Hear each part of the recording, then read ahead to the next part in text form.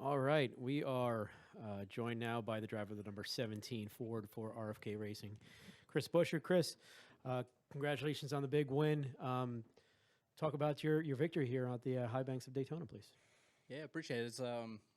Appreciate everyone staying around for a late night again. So, heck of a start for us. Really cool to see Brad be able to park in victory lane after his duel and do such a great job there. And sitting in the hauler watching with Scott and everyone. And so, well, there's a little extra pressure there, and we got fired off in our race and stayed double file a lot longer than I figured it would. But we were able to get up front and had really good speed. Really proud of the effort everybody did and the ability we had in our fast on Mustang to move around. So it's a cool night. It's a good start. We have a lot of racing left to do yet.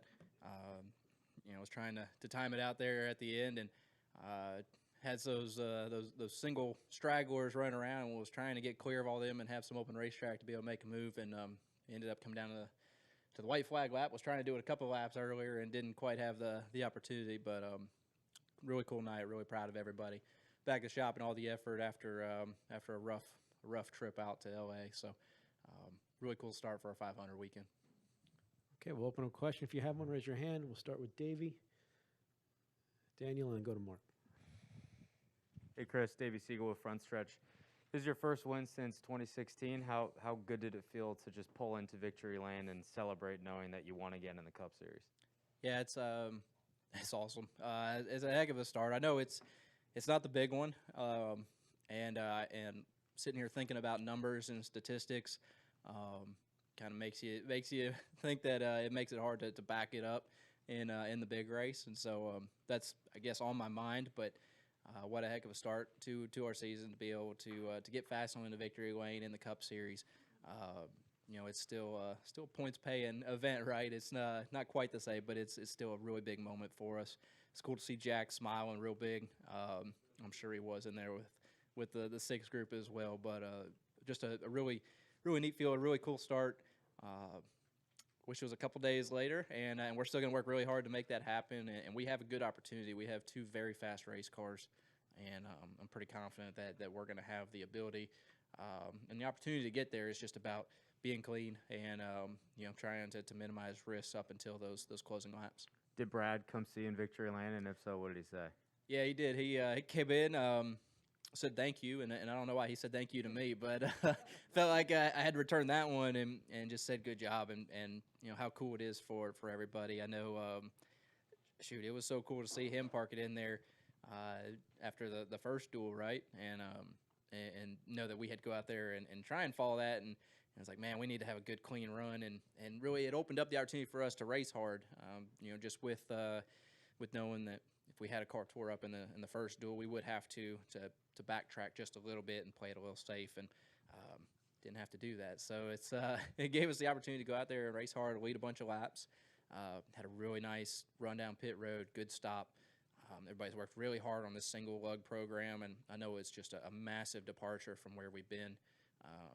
And everybody did a really nice job on pit road as well on both teams. So that just goes back to the entire organization. This isn't a 6 or 17 victory. This is an RFK victory 2 times over for the night, and we just need a third one now for the weekend. Daniel. Daniel McFadden, Frontstretch.com. Chris, you've spent a considerable chunk of your career racing for Jack Grouse, but it hasn't been the most successful era for this team. You guys sweep the duels, and this team has only had one duel win before tonight. But can you just give us insight into what this achievement, even though it's not the 500, means for an organization that's trying to get back to where it used to be? Yeah, I mean, it's obviously a massive stepping stone, right? So much work's gone in. This has been a pretty massive reset for our sport with the next-gen race car. So this is a huge start to that. Probably don't have enough time to go through the story and talk about a lot of the beginnings, but Jack is the one that gave me my big shot into professional motorsports, and signed on to go ARCA racing with the Rulo brothers through help from Roush Fenway at the time, and when I was almost 16, and at the time Roush was dominating, right? It was 8-9 wins a year. Battling for championships. It was really big moments watching that happen, and the level of excitement for me to be a kid from Texas signing up to go race for that organization was through the roof. And we were able to have some good success in the ARCA series and get a championship there. And as we transition into the Xfinity side of things, we had some of our success there, and it was good, and we had a championship. But at the time, the Cup program had fallen down some, and since then it's been a tough battle trying to catch up. Some of it's from no testing, not having that ability as race teams to catch up. It's not so bad when you're ahead and they take it away, but trying to play catch up without the ability to have that extra track time. For me personally, coming over and getting 3 or 4 races into the season and losing practice made it very difficult to get into the hang of things back at RFK. So that was a tough transition for the last couple of years. So it's just a really cool way to really hit a reset button. It was for a lot of the shop. It was for the race car. And in a way, it's going to be a pretty good reset for me as well. Go to Dustin, then Mark in the back. Dustin Long, NBC Sports. Hey, Chris, Joey first of all said it was a mistake on his part, but he said one of the things he said was he didn't think you were going to get the run as quick as you did then. And I think I've heard some guys talk about these runs are a little bit quicker. Can you explain what kind of happened and why? Because you didn't back up a whole lot to make that move, it looked like. Yeah, so the thing that's been extremely interesting, and I think we're all learning every time, is these cars are very good, have huge runs front to back in a narrow wake. But when you get side by side, it stalls you out aggressively, and it didn't take. I mean, we had a line of 4 of us in a single car that we passed on the top, and then on the bottom, it slows us down. And so, yeah, there's not this. It stalled us all out. It stalled our whole line out. But as he had a little bit more gap ahead, we had that run moving forward up to him in that single file and was able to pull down the hill some. It's a race I did. I don't want it to happen that way, and I definitely hate it did. You look back at it, and if I was in that position, we all know our situation on cars and where we're at, but we put those helmets on, and no one's really thinking about that. We're trying to go win races, and if she was on the other foot, I'd probably do the same thing and would be bummed about it just the same. Or if you don't try and make a move and you end up 4th or 5th or whatever it would be, you'll be bummed at the same time. So it was one of those days where we were racing. We talked about within our organization. I've seen the Penske bunch talk about they were going to their race. Most of us were, and the ones that said they weren't, aside from just a few that pulled over and really rode around, most everybody was, and even if they didn't want to say it. So it's very interesting to see how the car reacts side by side, how the side draft is not so advantageous for the car trying to make the pass, but it can stall you both out pretty aggressively. I don't know that I've seen any 3-wide racing in the first duel. Didn't see much behind us in ours. I think that's going to be an interesting concept, and I think it's going to be something that we're all going to learn during the 500. I hope that we learn in a very clean manner. I don't know if that's the case, but we're learning every time we get on track. I told our whole team, I said I learned more in 2 short practices this week than I did 4 or 5 days coming down here and testing single car and small groups, but learned more just in that limited amount of time working with Brad and really trying to push and get side by side and get with a few more Fords and figure out what this car is going to do in different situations. So through 500 miles, going to learn a whole lot more. And so the way I understand it is you came up on the 15, the lap car on the bottom, so in a way that helped because going side by side with Joey, it slowed him. Yeah, so I guess I wasn't in line with the 15, but he was appreciate it, man. Thank you. Well, I mean, he was on the bottom. Snuck up on me. He was on the bottom. You were on the outside. So did that help? Yeah. So it I guess being side by side at any point, it does just stall everybody out. And Joey's the first one to the scene, right? And so you just it pulls him back, and then as he pulls back, we hit that bubble in front, pulls back, and tried to time it to be able to get a run. And honestly, it was was hoping for more open racetrack, and we had a lot of single cars in the last several laps. So I guess in a more perfect world, I would have tried to back up and get more of a straight, higher speed run at him.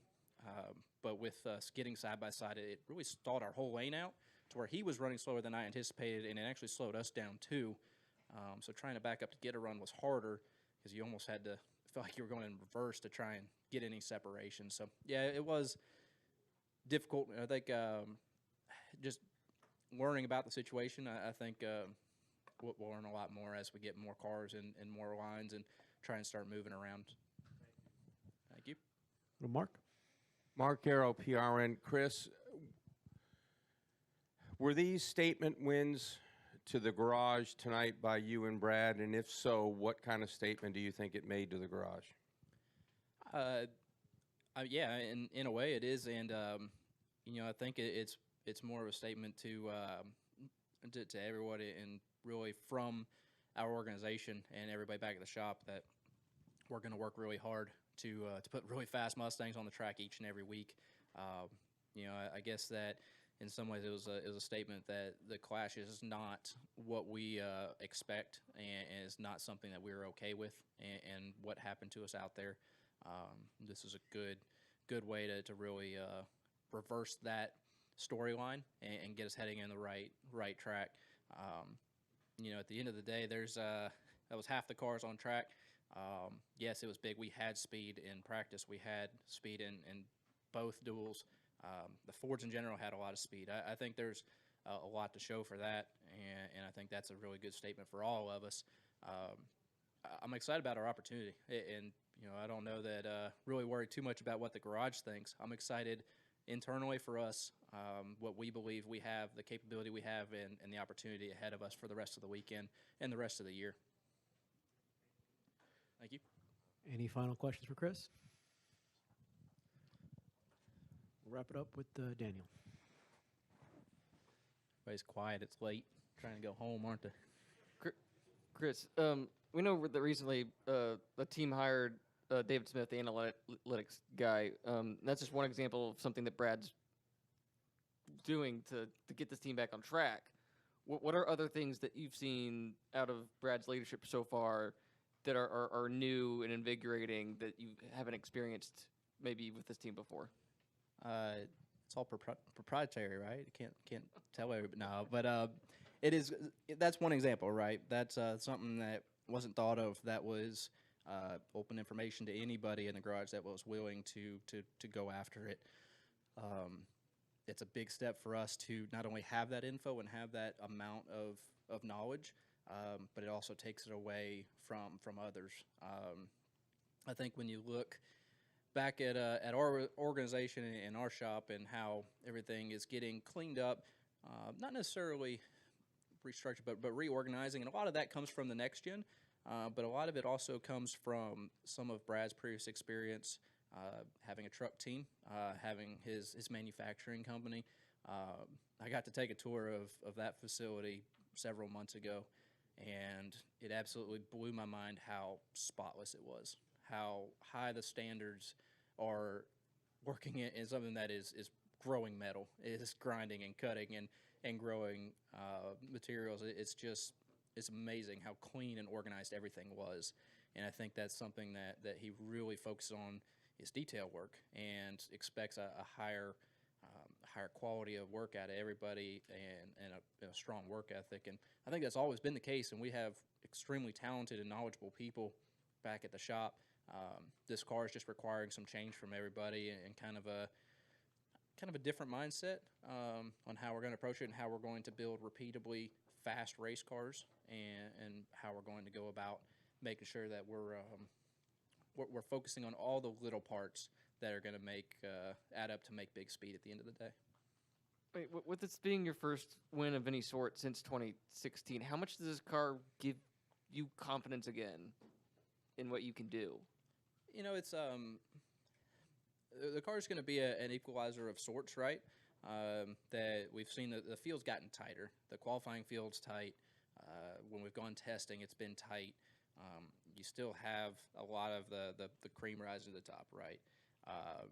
We have a little bit of it's just closer, and so I think it just puts you in a tight window, and I think that means that some of those small details can make a big difference at the end of the day.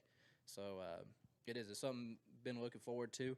I've been in a lot of the tests for this car for our organization.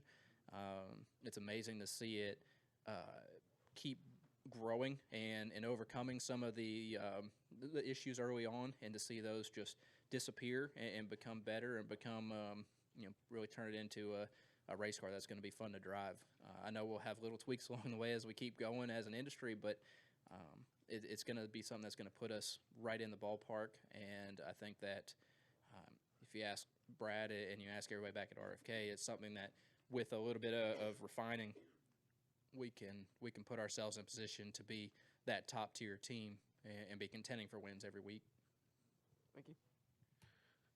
Chris, thank you for your time. Congratulations on the win tonight, and good luck on Sunday. Awesome. Appreciate it. Y'all have a good night.